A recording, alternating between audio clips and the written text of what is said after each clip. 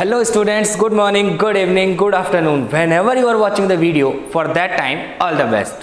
बच्चे लोग, I hope कि आप सभी बहुत बढ़िया हैं और अपनी पढ़ाई एकदम बढ़िया तरीके से चल रही है।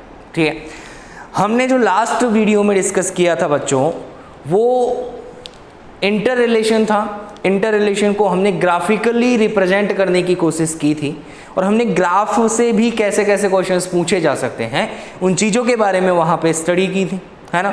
हमने लास्ट लेक्चर में दो फॉर्मूले को डिस्कस किया था जिनसे ग्राफ पे पहुंचा मैं, और ग्राफ से अगर क्वेश्चंस आते हैं तो उन क्वेश्चंस को कैसे अप्रोच करना है उस चीज़ की मैंने डिस्कसमेंट की थी, है ना।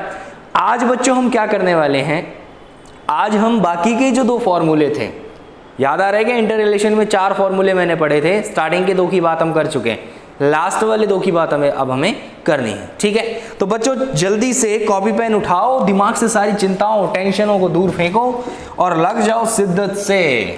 सर हम बात कर रहे थे लास्ट के 2 फॉर्मूलों की, टॉपिक हमारा अभी भी वही चल रहा है। टॉपिक की बात करें तो अभी भी वही चल रहा है, ग्राफिकल रिप्रेजेंटेशन। ग्राफिकल रिप्रेजेंटेशन चल रहा है। ठीक है, इस ग्राफिकल रिप्रेजेंटेशन में हमने 2 फॉर्मूले पढ़ लिए थे, बाकी के 2 की बात मुझे आज करनी है।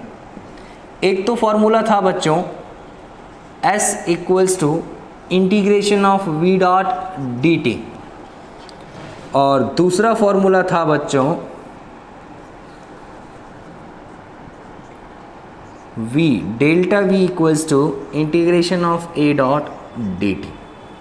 ये 2 फॉर्मूले और थे जिनकी बात मुझे करनी है। डिफरेंशिएशन से रिलेटेड दोनों फॉर्मूले में डिस्कस कर चुका हूं। डिफरेंशिएशन मतलब होता है स्लोप ऑफ द कर्व। ठीक है, आज मुझे बात करनी है इंटीग्रेशन से रिलेटेड 2 फॉर्मूलों की। ठीक है, जैसे हमने डिफरेंशिएशन को समझा था ऐसे ही एक बार बच्चों इंटीग्रेशन की बात करते हैं थोड़ी। देखिए जरा ध्यान से, इंटीग्रेशन का मतलब क्या होता है।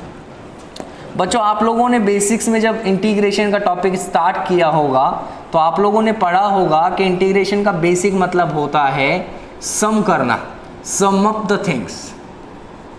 इंटीग्रेशन का बेसिक मतलब हुआ सम अप द थिंग्स। ठीक है बच्चों, सम करने के लिए तो एक चीज़ और पहले मैं यूज में लेता था जिसको हम सिग्मा बोलते थे, जिसको हम सिग्मा बोलते थे। याद है कुछ, है ना। ऐसा कुछ साइन होता था, इसका मतलब होता था जिसके आगे जो भी चीज़ें लिखी हुई हैं उनको ऑर्डर वाइज ऐड करते जाना, यही होता था इसका मतलब, है ना। लेकिन बच्चों यहाँ पे जो इंटीग्रेशन है और ये जो सिग्मा, इन दोनों में डिफरेंस क्या है बच्चों। अगर इसको ज़्यादा डीप में जाएंगे तो बहुत बड़ा टॉपिक हो जाएगा, तो इतना सा समझ लें कि जब मुझे नंबर्स को ऑर्डर वाइज ऐड करना होता है, मतलब 1 + 2 + 3 + 4 + 5, तो इसके लिए मैं कहीं ना कहीं सिग्मा यूज में लेकर के चल सकता हूँ। डिफरेंस क्या अभी समझाऊंगा थोड़ी देर में, ठीक है। लेकिन बच्चों एक बात बताओ, 1 और 2 के बीच में कितने नंबर्स पॉसिबल हैं। 1 और 2 के बीच में कितने नंबर्स पॉसिबल हैं। सर इनफाइनाइट नंबर्स पॉसिबल हैं। कैसे सर, 1.1 भी तो होगा, 1.2 भी तो होगा। सर ऐसे तो 10 ही तो होंगे 1.9 तक। नहीं यार, 1.1 और 1.2 के बीच में भी तो 10 हो जाएंगे। 1.11, 1.12, 1.13, बात समझ में आ रही है क्या, है ना। ऐसे आप बोलोगे सर ऐसे तो 1.11 और 1.12 के बीच में भी 10 हो जाएंगे। 1.111, 1.112, ऐसे इनके बीच में भी 10 हो जाएंगे। ऐसे जो आएंगे उनके बीच में भी 10 हो जाएंगे। बच्चों ये प्रोसेस चलती रहेगी कहाँ तक, इन्फिनिटी तक। बात समझो चीज़ को, है ना। तो मैं 1 और 2 की बात कर रहा हूँ, इनके बीच के किसी नंबर की बात नहीं कर रहा। इसका मतलब जो भी फंक्शन मेरा है वो 1 वैल्यू दे रहा है और 2 वैल्यू दे रहा है, इन दोनों के बीच की वैल्यू नहीं दे रहा। मतलब वो इन दोनों के बीच की हर एक वैल्यू के लिए नहीं है, मतलब वो वैल्यूज ही नहीं है उसमें। बात समझ में आ रही है। तो जब डिस्क्रीट नंबर होता है, डिस्क्रीट का मतलब एक फिक्स ऑर्डर वाइज जो नंबर होते हैं 1 2 3 4 या 2 4 6 8, है ना, इनको बोलते हैं डिस्क्रीट नंबर, है ना। एक और होता है कंटिन्यूअस, एक होता है डिस्क्रीट। ये हम पढ़ेंगे बहुत अच्छे से आगे जा करके सिग्नल्स में जब हम पढ़ रहे होंगे 12th क्लास में। डिस्क्रीट और एक होता है बच्चों कंटिन्यूअस। तो एक चीज़ को समझो, डिस्क्रीट जब मुझे ऐड करना होता है, डिस्क्रीट का मतलब टूटे हुए कि एक के बाद सीधा 2, 1 और 2 के बीच के नंबर्स की बात नहीं करनी, ठीक है। तो उनको ऐड करने के लिए तो मैं काम में लेता हूँ सिग्मा, समेशन जिसको बोलते हैं, ठीक है। लेकिन बच्चों जब कंटिन्यूअसली ऐड करना होता है, अब मैं 1 और 2 को तो ऐड करूंगा, लेकिन 1 और 2 के बीच के नंबर्स को भी लेकर के चलूंगा। और 1 और 2 के बीच के नंबर्स कितने होते हैं, इनफाइनाइट। मतलब मैं सिग्मा से या समेशन से तो ऐड कर ही नहीं सकता। I am not able to count all the numbers which are present in between 1 and 2। मैं उनको काउंट करने के एबल ही नहीं हूं, मैं कर ही नहीं सकता, I can not do that. बात समझ में आ रही है क्या, है ना। अब मैं नंबर्स को ही काउंट नहीं कर सकता तो ऐड कैसे करूंगा फिर, है ना। तो इस चीज से बचने के लिए, इस चीज से उभरने के लिए एक तरह से हम कंटिन्यूस नंबर्स को ऐड करने के लिए, कंटिन्यूस फंक्शंस को ऐड करने के लिए एक नया समेशन काम में लेते हैं जिसको हम इंटीग्रेशन बोलते हैं। बात समझ में आ गई क्या। तो इंटीग्रेशन का बेसिक मतलब होता है जोड़ना। ये आप बेसिक्स में पढ़ चुके हो, मैंने बस आपको इसलिए समझाया कि आपको थोड़ी थोड़ी चीजें समझ में आनी चाहिए कि इंटीग्रेशन है क्या चीज। देखिए बच्चों, अब इंटीग्रेशन के उस मेथड को समझना है जो मुझे यहां पर काम आने वाला है। क्या बच्चों, मुझे y इक्वल्स टू कोई एक्स स्क्वायर, कोई भी इक्वेशन दी है x² + 2x + 3, इसका मतलब हुआ कि y जो है वो डिपेंड करता है, y depends on x, y x पर डिपेंड कर रहा है। कैसे, इस इक्वेशन के अकॉर्डिंग आप x की वैल्यू पुट करो, y की वैल्यू मिल जाएगी, है ना। तो इस इक्वेशन का मैंने ग्राफ ड्रॉ किया बच्चा लोग, इस इक्वेशन का जब मैंने ग्राफ ड्रॉ किया तो वो ग्राफ मुझे कुछ ऐसे मिला। रैंडम ग्राफ बना रहा हूं बच्चों में, मान लो ये ग्राफ मिला, ठीक है। अब बच्चों ये ग्राफ ना तो स्ट्रेट लाइन दिख रहा है ना ही कुछ और दिख रहा है, इसको मैं एक जनरली सिंपल कर्व बोल दूं कि कोई भी एक कर्व है, मुझे नहीं पता इसकी एग्जैक्ट शेप क्या है। बात समझ में आ रही है क्या। तो मैंने इसको एक सिंपल कर्व बोल दिया, ठीक है। अब मान लो बच्चों मुझे यहां से यहां तक का ये जो शेडेड एरिया है, इस कर्व से और इस एक्सिस के बीच का, इस कर्व से और एक्स एक्सिस के बीच का ये जो एरिया है, ये कैलकुलेट करना है, ये कैलकुलेट करना है। वैल्यू बात करें तो सर मान लो यहाँ पर x इक्वल्स टू कुछ है 0, यहाँ पर x इक्वल्स टू कुछ हो जाता है x0। तो 0 से x0 तक के बीच का जो कर्व है उसके नीचे का एरिया मुझे कैलकुलेट करना है। क्या करूँगा मैं बच्चों, ध्यान से देखना बच्चों, सीधे सीधे तो मैं इसको कैलकुलेट कर ही नहीं सकता, क्योंकि अगर ये स्ट्रेट लाइन होती तो मैं ट्राइंगल वाला फॉर्मूला लगा देता और कर लेता। अगर ये स्ट्रेट लाइन होती तो मैं राइट एंगल ट्राइंगल वाला फॉर्मूला लगा देता, half into base into height. बात समझ में आ रही है, तो एरिया मिल जाता। लेकिन बच्चों यहाँ पर मैं वो चीज़ नहीं कर सकता क्योंकि ये लाइन सीधी नहीं है। बात समझ में आ रही है क्या, ये लाइन सीधी नहीं है। तो बच्चों मैंने क्या किया, एक बहुत ही छोटी सी स्ट्रिप मान ली, ये बहुत ही छोटी सी स्ट्रिप मानी है जिसकी विड्थ है dx, जिसकी विड्थ क्या है dx। ध्यान देना जरा, जिसकी विड्थ क्या है dx, जिसकी विड्थ क्या है dx, मतलब बहुत छोटी सी स्ट्रिप है, इतनी छोटी कि जिसको आप कंसीडर ही नहीं कर सकते।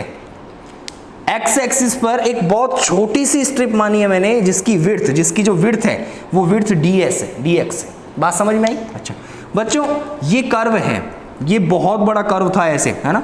मैं इसके इस छोटे से पार्ट की बात कर रहा हूँ, बहुत छोटे से पार्ट की बात कर रहा हूँ। तो क्या मैं इस छोटे से पार्ट को कर्व ना मान करके स्ट्रेट लाइन मान के चल सकता हूँ, बिल्कुल सीधा मान के चल सकता हूँ। यार बहुत छोटे से पार्ट की बात हो रही है, ये घूम तो बहुत बड़े एरिया में रहा है ना। जैसे अर्थ की बात करें तो अर्थ एक स्फीयर है ना, अर्थ एक स्फीयर है। और अगर अर्थ स्फीयर है तो लेकिन मुझे तो वो प्लेन दिखती है दूर दूर तक, मैं क्या सोचता हूँ अर्थ प्लेन है ना, लेकिन दूर से जाके देखूंगा तो फील होगा ना कि वो स्फीयर है। बात समझ में आ रही है। तो मुझे वो प्लेन क्यों दिख रहा है, क्योंकि मैं अर्थ के बहुत छोटे से पार्ट को देख पा रहा हूँ। I am not able to see at a particular time the whole earth, the complete earth. तो इस वजह से मुझे वो प्लेन दिख रहा है कि मैं उसके एक छोटे से पार्ट को देख पा रहा हूँ और छोटे से पार्ट की कर्वनेस मुझे फील नहीं हो रही। बात समझ में आ रही है क्या। तो इस छोटे से पार्ट को मैं कर्व ना मान करके क्या स्ट्रेट लाइन मान के चल सकता हूँ, चल सकता हूँ। बच्चों अगर मैं इसको स्ट्रेट लाइन मानूंगा तो मान लो ये स्ट्रेट लाइन हो गई ऐसे, तो ये एक रेक्टेंगल स्ट्रिप बन जाएगी क्या। देखो जरा ध्यान से देखो, क्या ये रेक्टेंगल स्ट्रिप बन गई, क्या ये रेक्टेंगल स्ट्रिप बन गई, क्या ये रेक्टेंगल स्ट्रिप बन गई, बोलो हाँ सर बन गई। ठीक है, मान लो बच्चों इस टाइम पर जब मैं किसी रैंडम x वैल्यू पर हूँ, ये स्ट्रिप मैंने कहाँ मानी है, x पर मानी। ठीक है, 0 से कितना आगे चला गया हूँ मैं x पर, तो x की वैल्यू x है। ठीक है, इस टाइम पर y की वैल्यू y है, इस टाइम पर y की वैल्यू क्या है y, इस टाइम पर y की वैल्यू क्या है बच्चों y। ठीक है, अब अगर मैं इस स्ट्रिप का एरिया निकालने की कोशिश करूं, इस स्ट्रिप का एरिया निकालने की कोशिश करूं, तो बच्चों बताओ इस स्ट्रिप का एरिया क्या आएगा। भाई रेक्टेंगल का एरिया क्या होता है, लेंथ इनटू विड्थ। बोलो भाई लेंथ को विड्थ से मल्टीप्लाई कर दो। तो बच्चों इसकी लेंथ कितनी है, यहाँ से यहाँ तक की हाइट कितनी है y, इसकी विड्थ कितनी है dx। तो क्या मैं इस स्ट्रिप के एरिया को A equals to Y dot D X बोल सकता हूँ। बोलो, लेंथ हो गई वाई, विड्थ हो गई डी एक्स, लेंथ हो गई वाई, विड्थ हो गई डी एक्स, तो लेंथ इंटू विड्थ, एरिया आ जाएगा स्ट्रिप का एरिया। अब बच्चों ये बहुत छोटी सी स्ट्रिप का एरिया आया है ना, ये बहुत छोटी सी, इस पूरे का एरिया नहीं आया, ये बहुत छोटी सी स्ट्रिप का एरिया आया है वाई डॉट डी एक्स, इसलिए मैं इसको डी ए बोल रहा हूँ, डी ए बोल रहा हूँ। डी ए का मतलब होता है बहुत छोटा सा एरिया, मतलब स्मॉल डी का बेसिक मतलब हुआ कि जब हमें बहुत छोटी क्वांटिटी से डील करनी होती है तो मैं स्मॉल डी को यूज में लेता हूँ। डी एक्स मतलब बहुत छोटा एक्स, डी ए मतलब बहुत छोटा एरिया। बात समझ में आई क्या? तो ये एक बहुत ही छोटा एरिया मुझे मिला है, ठीक है। अब बच्चों ये चीज़ तो आपको कहीं ना कहीं देखी देखी सी लग रही है क्या, है ना। अब इसका दोनों तरफ मैं इंटीग्रेशन कर दूं तो डी ए का इंटीग्रेशन तो ए हो जाएगा और इस पूरे का इंटीग्रेशन क्या हो जाएगा, वाई डॉट डी एक्स। बच्चों जहाँ से जहाँ तक मैं इंटीग्रेशन करूँगा वहाँ से वहाँ तक का एरिया मुझे मिल जाएगा। फॉर एग्जाम्पल अगर मुझे 0 से x नॉट तक इस पूरे का एरिया चाहिए तो मैं लिमिट लगा दूंगा 0 से x नॉट, 0 से x नॉट, 0 से x नॉट। बात समझना जरा, बात समझना जरा। Integration y dot D x का मतलब, integration y dot D x का मतलब एरिया होता है। Integration y dot D x का मतलब एरिया होता है। क्या होता है? एरिया होता है। Area, which area? Area under the Y X curve, area under the Y X curve. Y और एक्स के बीच का जो कर्व आपने बनाया है उसके बीच का जो एरिया है वो एरिया मुझे किस चीज़ से मिलता है sir? Integration of Y dot D X से। मतलब जिसका इंटीग्रेशन हो रहा है वो तो वो क्वांटिटी है जो वेरिएबल पे डिपेंड कर रही है, x वो क्वांटिटी है जिस पर डिपेंड कर रही है।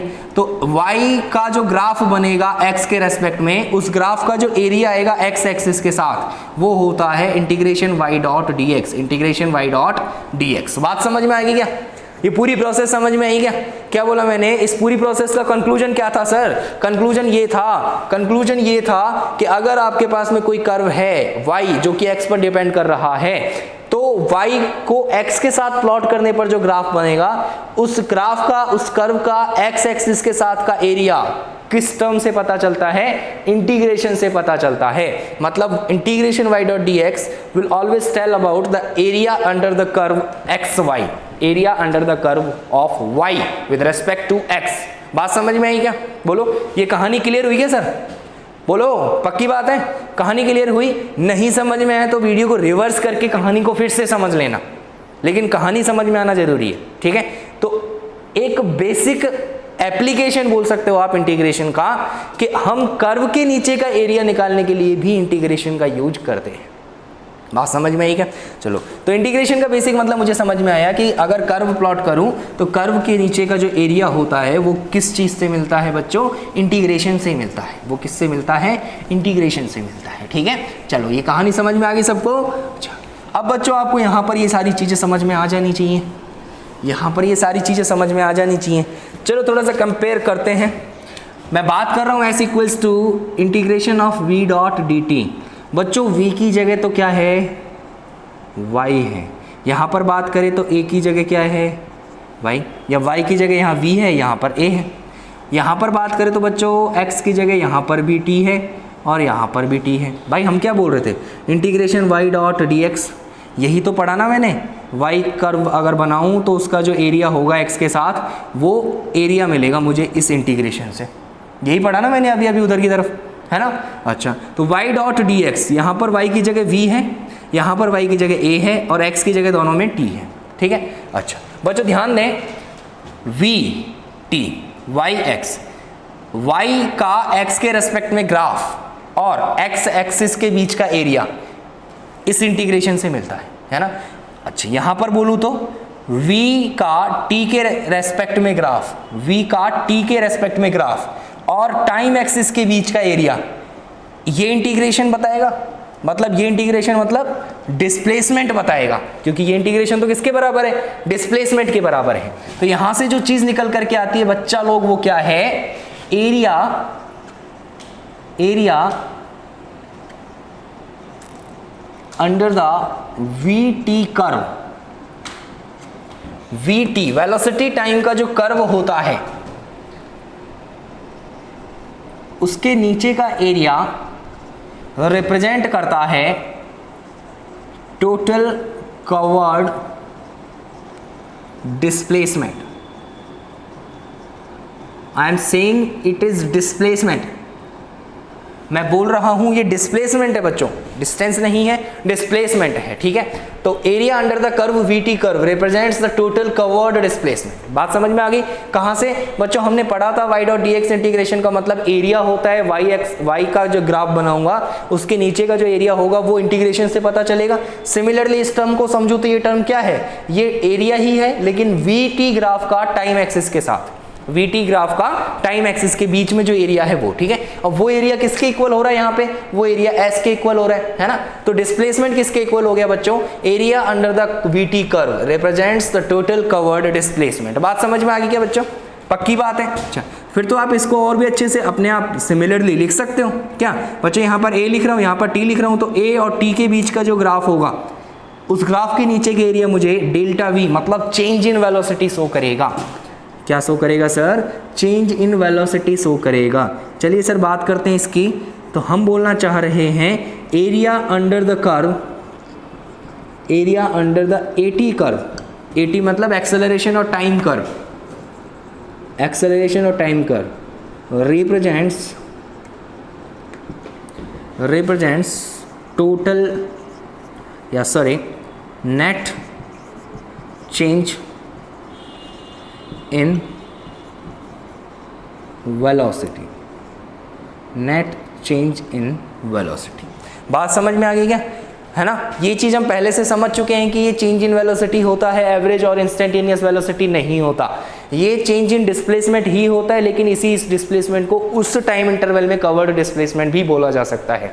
ये सारी बात हम लास्ट वीडियोज में डिस्कस कर चुके हैं। बात समझ में आ गई क्या? अच्छा बच्चों, ये चीज़ समझ में आई कि मैंने इन दोनों को ये वाली टर्मिनोलॉजी में क्यों लिखा? पक्की बात है। ये रिलेशन समझ में आया कि एक्स और वाई को मैं क्यों मान करके चल रहा था, है ना। चलिए मैं इसको साफ कर देता हूँ ताकि आप अच्छे से नोट कर पाएँ चीज़ों को। अब बच्चों ग्राफ बना करके कुछ समझते हैं कि एक्चुअल में चीज़ें हैं क्या, एक्चुअल में चीज़ों का मतलब क्या है, ठीक है। अच्छा बच्चों, यहाँ पर टाइम के रेस्पेक्ट की बात हो रही है, तो s इक्वल्स टू टाइम मतलब मैं वहाँ पर बात कर रहा था 0 से और x नॉट के बीच की बात कर रहा था ना। तो यहाँ पर टाइम की लिमिट लगानी है, मैं मान लेता हूँ कोई भी रैंडम t1 से t2 तक। सिमिलरली यहाँ पर t1 से t2 तक, मतलब t1 से t2 तक अगर आप vt ग्राफ का एरिया निकालते हो तो वो t1 से t2 के बीच का डिस्प्लेसमेंट आता है। बात समझ गई क्या? सेम यहाँ पर t1 से t2 तक अगर आप at ग्राफ का एरिया निकालते हो तो वो डेल्टा v आता है, चेंज इन वेलोसिटी आता है किस टाइम इंटरवल में? t1 से t2 के बीच में। बात क्लियर हो गई क्या सर? पक्की बात है। चलिए सर कुछ ग्राफ्स देखते हैं सर। फॉर एग्जाम्पल्स की बात कर रहा हूँ मैं, डायग्राम्स की बात कर रहा हूँ मैं। पहले मैं बात करता हूँ vt ग्राफ की। यहाँ पर मैं बात कर रहा हूँ vt ग्राफ।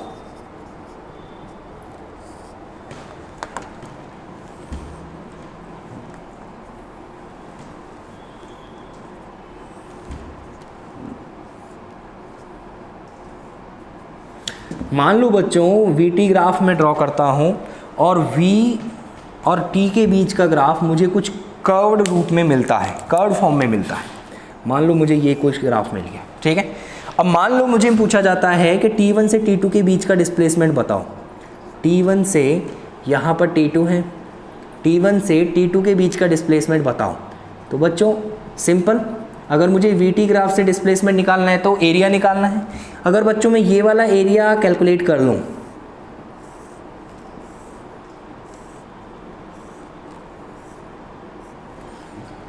है ना, हम जानते हैं क्या? हम जानते हैं सिंस s इक्वल्स टू क्या होता है? Integration of v dot dt। कहाँ से कहाँ तक? t1 से t2 तक। ये चीज़ तो हम जानते हैं, लेकिन इसका मतलब क्या है? एरिया है। इसका मतलब मैं डिस्प्लेसमेंट को s को क्या मैं शेडेड एरिया बोल सकता हूँ? शेडेड एरिया बोल सकता हूँ क्या? ये इंपॉर्टेंट चीज़ जो मुझे ग्राफ से सीखने को मिली। क्या? जो भी ग्राफ मुझे दिया है vt ग्राफ, अगर मैं उसका एरिया निकालता हूं t1 से t2 तक तो उसका एरिया मुझे क्या बताता है? डिस्प्लेसमेंट शो करता है। बात समझ में आ गई क्या सर? पक्की बात है। अच्छा नेक्स्ट देखिए बच्चों, अगर मैं at ग्राफ की बात करूं, if I am talking about at graph, तो at ग्राफ क्या होगा?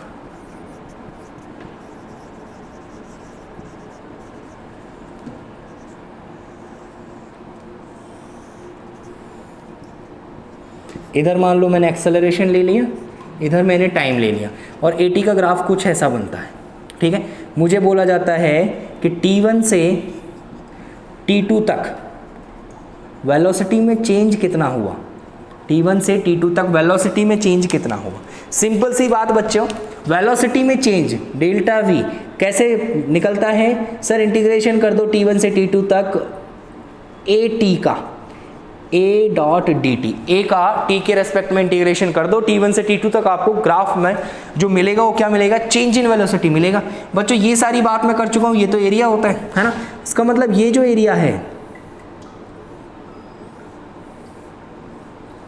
ये जो एरिया है ये क्या है बच्चों, ये डेल्टा वी है, ये शेडेड एरिया है ना। और शेडेड एरिया को हम डेल्टा वी बोल रहे हैं। याद रखने वाली बात ये है, delta we is not the average velocity, it is not the instantaneous velocity, it is the change in velocity, it is the change in velocity. ये चीज इंपॉर्टेंट है सर, इस चीज में कंफ्यूज हो गए तो क्वेश्चन गलत हो जाएंगे। ये मुझे वेलोसिटी नहीं बता रहा, एवरेज वेलोसिटी नहीं बता रहा, ये मुझे चेंज इन वेलोसिटी बता रहा है। बात क्लियर हो गई क्या सर, पक्की बात है, पक्का। चलिए सर, जो भी चीजें बोर्ड पर आप लोगों को दिख रही हैं इसको जल्दी से नोट करेंगे, इसके बाद हम इसके कुछ 2 या 3 न्यूमेरिकल्स देखते हैं कि चीजें कैसे चलती हैं। नोट करेंगे सर, हरी अप।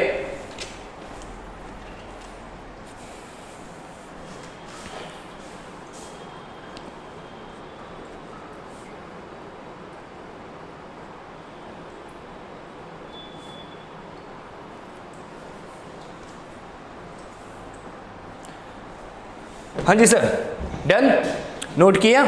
चले मिटा रहा हूं मैं इसको बच्चों।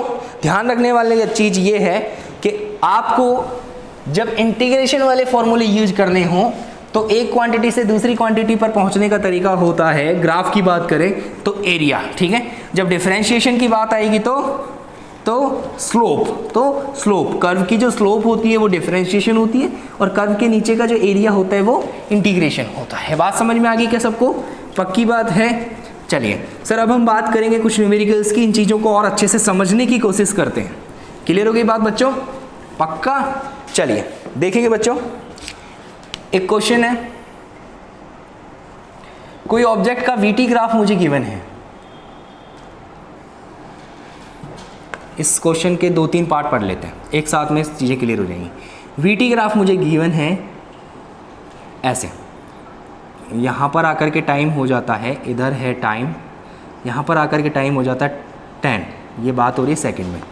इधर है वेलोसिटी v, और ये वैल्यू आपको गिवन है 5 मीटर पर सेकंड। बच्चों वेलोसिटी कांस्टेंट है, इसका मतलब ये यूनिफॉर्म मोशन। अच्छा, यूनिफॉर्म मोशन की बात बाद में करेंगे, अभी के लिए इतना ध्यान रखो कि ये 5 मीटर पर सेकंड कांस्टेंट वेलोसिटी से 10 सेकंड के लिए चला, तो आपको इसका डिस्प्लेसमेंट बताना है 10 सेकंड में। क्या बताना है, डिस्प्लेसमेंट बताना है 10 सेकंड में। बच्चों सिंपल सा फॉर्मूला, सिंपल सी चीज़ जो हमने सीखी है सर, एस किसके इक्वल होता है, area under the curve, area under the VT curve, है ना बच्चों। इसका एरिया, ये वाला एरिया निकालना है क्या। और अगर ये चीज़ आपको ऑब्जर्व हो रही है तो ये एक रेक्टेंगल है, ये देखो ये रेक्टेंगल बन रहा है। रेक्टेंगल की लेंथ कितनी है, यहाँ से यहाँ तक 10, इसकी हाइट कितनी है, यहाँ से यहाँ तक 5, तो टोटल एरिया कितना हो गया 10 × 5, तो S equals to 10 × 5। Sir unit की बात करेंगे तो 10 किस में है, सेकंड में, इंटू 5 किस में है, मीटर पर सेकंड में। तो सेकंड से second cancel, answer will be in metre, और मीटर लेंथ को मेजर करता है, मतलब डिस्प्लेसमेंट को मेजर कर रहा है। तो S इक्वल्स टू आंसर क्या आ गया सर, 50 मीटर। सिंपल है क्या, बिल्कुल आसान है ना, एकदम इजी है बिल्कुल, है ना। तो डरना नहीं है, घबराना नहीं है, बहुत आसान चीज़ें मिलने वाली। क्लियर हो गई बात। चलिए बच्चों एक और क्वेश्चन देखते हैं जरा, एक और क्वेश्चन देखते हैं जरा बच्चों। एक और क्वेश्चन बोलता है किसी पार्टिकल का उसकी मोशन के टाइम पर VT ग्राफ देखने को मिला, ये ठीक है। यहाँ पर t इक्वल्स टू 4 सेकेंड थे, यहाँ पर t इक्वल्स टू 9 सेकेंड हो गए, और ये जो हाइट है बच्चों, यहाँ पर जो वेलोसिटी पहुँची हमारी वो थी, इधर वेलोसिटी v है, इधर टाइम t है सेकेंड में, ठीक है। और इधर वेलोसिटी हमारी पहुँच गई 10 मीटर पर सेकेंड। मुझसे पूछा जाता है इस क्वेश्चन में मुझसे 2 क्वेश्चंस पूछे जाते हैं। फर्स्ट पूछा बच्चों डिस्प्लेसमेंट बिटवीन 0 to 4। सेकंड पूछा बिटवीन 4 to 9। थर्ड पूछा बिटवीन 0 to 9। 3 क्वेश्चंस मुझसे पूछे, तीनों में डिस्प्लेसमेंट मुझे निकालना है। क्या क्या? 0 से 4 के बीच में 0 से 4 सेकंड तक डिस्प्लेसमेंट कितना हुआ, 4 से 9 तक डिस्प्लेसमेंट कितना हुआ, और पूरे 0 से 9 तक डिस्प्लेसमेंट कितना हो, है ना बच्चों। सिंपल सी बात। पहले क्वेश्चन की बात करें 0 से 4, तो क्या ये वाली बात हो रही है क्या? बोलो। 0 से 4 तक वेलोसिटी ग्राफ का जो एरिया होता है नीचे का वो होता है, तो ये तो हो गया पहला वाला क्वेश्चन, ठीक है। दूसरे वाले क्वेश्चन की बात करें तो 4 to 9 मतलब ये वाला जो एरिया आने वाला है ये सेकंड क्वेश्चन का आंसर हो गया। बोलो सर एरिया की तो बात करनी है, डिस्प्लेसमेंट क्या होता है? वीटी कर्व के नीचे का एरिया, है ना। जितने से जितने टाइम तक की बात करनी है उतने से उतने टाइम तक का एरिया निकाल लो। भाई 0 से 4 तक की बात करी तो 0 से 4 तक का एरिया निकाल लिया, 4 से 9 तक का एरिया निकाल लिया, तो सेकंड क्वेश्चन हो गया। बच्चों टोटल की बात करेंगे तो 0 से 9 तक का आ जाएगा, यहां से यहां तक का पूरा एरिया आ जाएगा, 0 से 9 तक का टोटल डिस्प्लेसमेंट, नेट डिस्प्लेसमेंट। बात समझ में आ गई क्या? पक्की बात है। सर कैलकुलेट हम आराम से कर सकते हैं क्या? पहले आंसर की बात करें, फर्स्ट आंसर की बात करें तो ये राइट एंगल ट्राइंगल नजर आ रहा है, और राइट एंगल ट्राइंगल का जो एरिया होता है S1, डिस्प्लेसमेंट को बोल दें फर्स्ट वाले में S1, तो S1 इक्वल्स टू इस वाले का एरिया क्या हो जाएगा बच्चों? Half into base into height. हाँ जी सर, हाफ इंटू बेस क्या है? 0 to 4। बच्चों ये वाली डिस्टेंस कितनी है? ये 4 है, यहाँ पर 0 है तो 4 हो गया ना।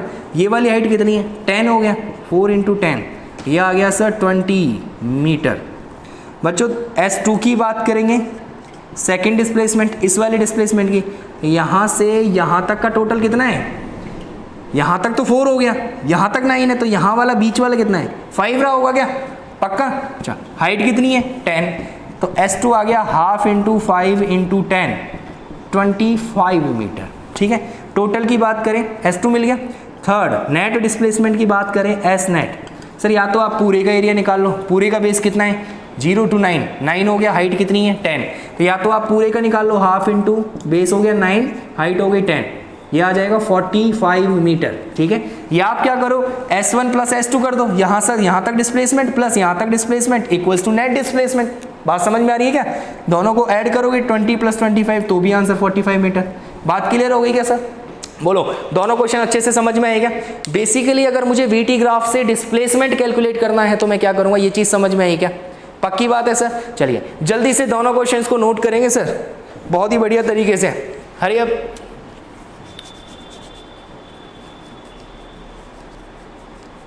हाँ जी सर, डन है ना। अब यार ये मत सोचना कि इतनी जल्दी जल्दी वापस आ जाते सर, नोट करने को टाइम ही नहीं मिलता। अरे यार पॉज का बटन होता है ना हमारे पास, जैसे ही हम बोर्ड से हटे pause the video and note the things on the board. जो भी बोर्ड पर लिख रहा है उसको जल्दी से नोट कर लो, फिर वीडियो को स्टार्ट तभी करना है जब आप नोट करके वापस से आ जाओ, ठीक है। चलो सर नोट कर लिया, आप पढ़ते आगे। बात क्लियर हो रही है क्या? चलिए अब बात करते हैं बच्चों और क्वेश्चंस की। ये दोनों क्वेश्चन समझ में आ गए अच्छे से? चलिए सर अब एक थोड़ा सा नया क्वेश्चन लेते हैं, है ना। ऐसा भी होता है, देखें कैसा होता है, पता नहीं होता है कि नहीं होता है, और होता है तो होता है, क्या करें फिर। देखें सर, किसी पार्टिकल का VT ग्राफ मुझे गिवन है,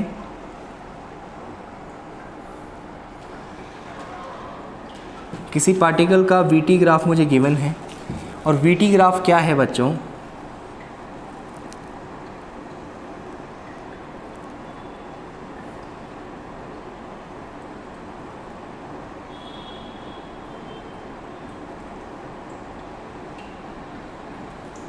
ये एक्चुअल में चीज़ें क्या हैं, इधर की तरफ टाइम चल रहा है सेकंड में, इधर की तरफ वेलोसिटी है मीटर पर सेकंड में। वैल्यूज मुझे गिवन है सर, ये 10 मीटर पर सेकंड है, 10 नहीं ले चुके हम, 8 ले लेते हैं इस बार। और इसकी बात करें बच्चों नीचे की तरफ तो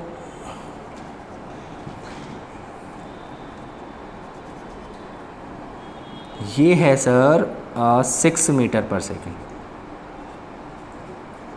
ठीक है। यहाँ पर हो जाते हैं आपके 10 सेकेंड और यहाँ पर हो जाते हैं 15 सेकेंड, ठीक है। ठीक है। आपसे पूछा है सर डिस्प्लेसमेंट कैलकुलेट करना है, आपसे पूछा है डिस्प्लेसमेंट। ऑब्वियस सी बात है सर, आप वीटी ग्राफ पढ़ा रहे हो, उसका इंटीग्रेशन बता रहे हो तो डिस्प्लेसमेंट ही पूछेगा, बार बार क्यों बोलते हो, है ना। चलिए डिस्प्लेसमेंट पूछा है सर 0 to 10 सेकेंड्स के बीच में, सेकेंड क्वेश्चन 10 to 15 सेकेंड्स के बीच में, और थर्ड वाला 0 to 15 second.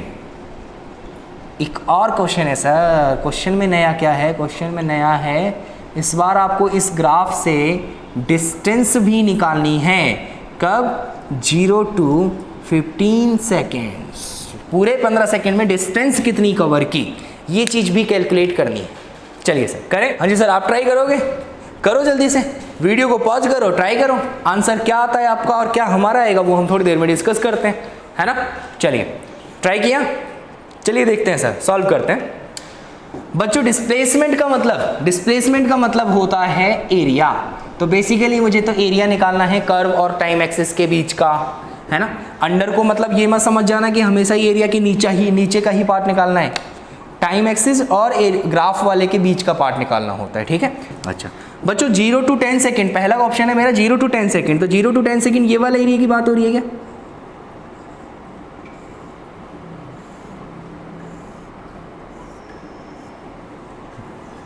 Zero to 10 second इसकी बात हो रही है क्या, है ना। 10 to 15 सेकेंड की बात होगी तो ग्राफ तो ये रहा और टाइम एक्सिस ये रहा, इसका मतलब ये वाला एरिया निकालना है ना। ये सेकंड की क्वेश्चन है ना। थर्ड क्वेश्चन में नेट निकालना है तो दोनों को ऐड कर दो, बात समझ में आ रही है क्या? बोलो। अच्छा बच्चों ध्यान दें, अब समझते हैं चीज़ों को। ये जो 6 मीटर पर सेकेंड है बच्चों, वाई ऊपर की तरफ तो पॉजिटिव, नीचे की तरफ नेगेटिव, तो इसको मैं -6 बोल दूं क्या?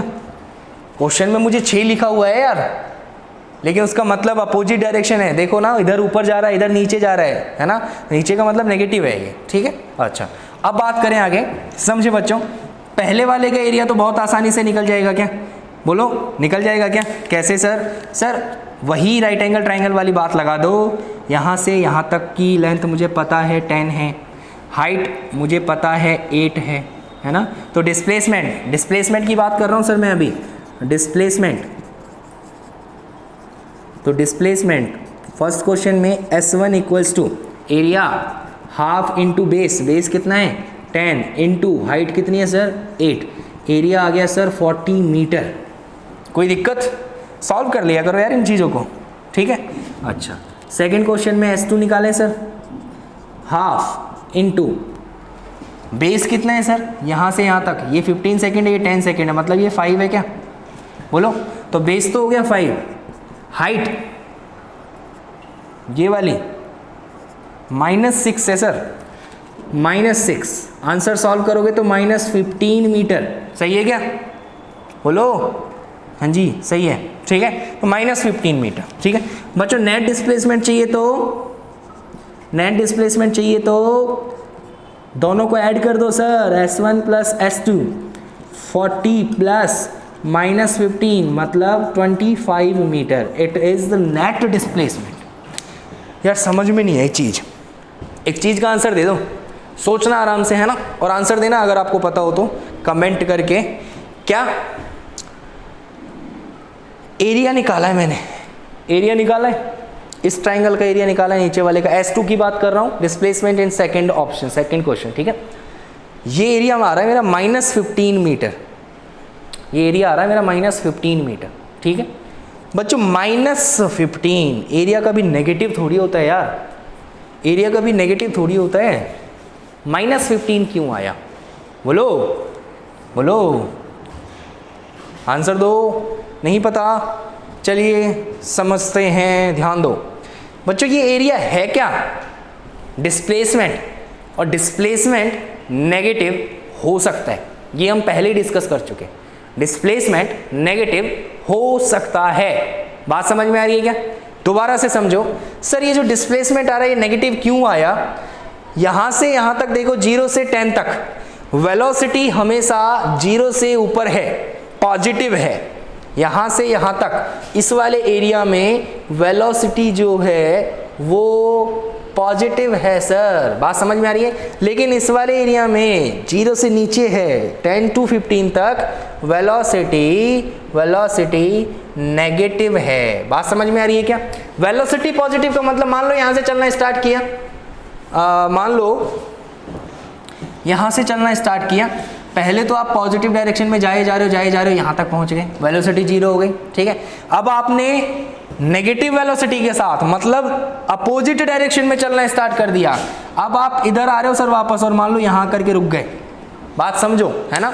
तो पहले तो आप यहां से यहां तक कितना डिस्प्लेसमेंट कवर किया 40 मीटर, लेकिन उसमें से आप वापस आ गए कितना 15 मीटर, तो नेट डिस्प्लेसमेंट कितना हुआ सर 25 मीटर।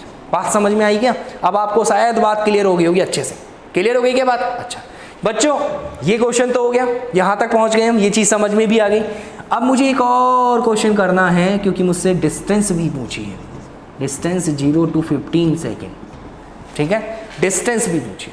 या डिस्टेंस तो कवर्ड पाथ की लेंथ होता है ना। अगर ये डायग्राम आप लोगों ने ऑब्जर्व कर लिया तो डिस्टेंस तो मिल गई क्या सर? यहां से यहां तक आए 40 मीटर, फिर वापस गए 15 metre, 40 + 15 55 metre is the answer for distance.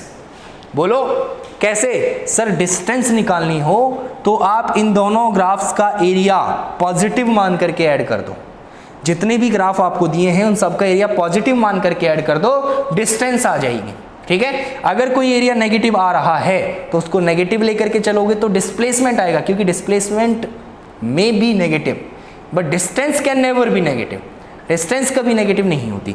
आपने कितना भी डिस्प्लेसमेंट चला हो, कितनी भी डिस्टेंस चली हो, आप चले तो हो ना थोड़ा बहुत, चाहे आप इस डायरेक्शन में चले हो चाहे आप इधर चले हो, लेकिन डिस्टेंस तो चली है ना आपने, तो डिस्टेंस नेगेटिव नहीं होती। बात समझ में आ गई क्या? तो जब डिस्टेंस निकालेंगे बच्चों तो डिस्टेंस को मैं बोलूंगा टोटल डिस्प्लेसमेंट S1 + S2, या फिर मैं ऐसे बोल दूं x1 + x2, और x1 और x2 कभी नेगेटिव नहीं होते। x1 तो था सर 40 मीटर, x2 था सर 15 मीटर, तो डिस्टेंस का आंसर आ गया 55 मीटर। बात समझ में आई क्या? बोलो सर, बोलो, पक्की बात है? अच्छा बच्चों, एक छोटी सी चीज और बताना मुझे, अगर मैं इसी ग्राफ में v की जगह a दे रहा होता है और आपसे चेंज इन वेलोसिटी पूछ रहा होता तो आपको घबराने की कोई जरूरत नहीं थी, सेम प्रोसेस करनी होती है। बात समझ में आ रही है? अगर मैं VT ग्राफ से डिस्प्लेसमेंट पूछता हूं तो बात सेम, सारी सेम प्रोसेस करनी है। अगर मैं AT ग्राफ से चेंज इन वेलोसिटी पूछता हूं तो भी बातें सेम होने वाली, क्योंकि इंटीग्रेशन है ना दोनों में। बात क्लियर हो रही है क्या सर? है ना। तो चीजों को बहुत ध्यान रखना है और ध्यान से समझना है। क्लियर हो गई सर बात? चलिए आज की वीडियो यहीं पर एंड कर रहा हूं मैं। आई होप कि आपको इन क्वेश्चन से कुछ चीजें समझ में आई होंगी। नेक्स्ट लेक्चर में हम और एडवांस क्वेश्चंस के साथ मिलेंगे जो कहीं ना कहीं बहुत अच्छे लेवल तक हमें लेकर के जाएंगे। बात क्लियर हो गई सर? चलते हैं सर।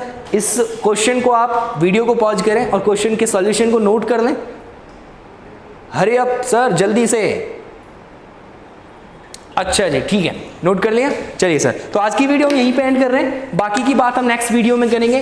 कुछ न्यूमेरिकल्स होंगे, न्यूमेरिकल्स के बाद में हमें 3 इक्वेशंस ऑफ मोशन पे आना है। क्लियर हो गई सर बात? चलिए सर, पढ़ते रहें, मेहनत करते रहें, कॉन्फिडेंस रखें, एनर्जी रखें, बहुत काम आने वाली है, बहुत लंबा सफर है सर, चलते रहना है, रुकना नहीं है। रुक गए तो हमसे पीछे वाले आगे निकल जाएंगे और हम ऐसा नहीं होने दे सकते। बात क्लियर हुई क्या? हमें जोश के साथ, हिम्मत के साथ, मेहनत के साथ चलते रहना है, रुकना नहीं है यार। बस रुक गए तो बात खत्म हो जाएगी। ठीक है सर? चलिए सर, मिलते हैं नेक्स्ट वीडियो में नई एनर्जी, नई कॉन्फिडेंस और नए टॉपिक के साथ। तब तक के लिए थैंक यू वेरी मच।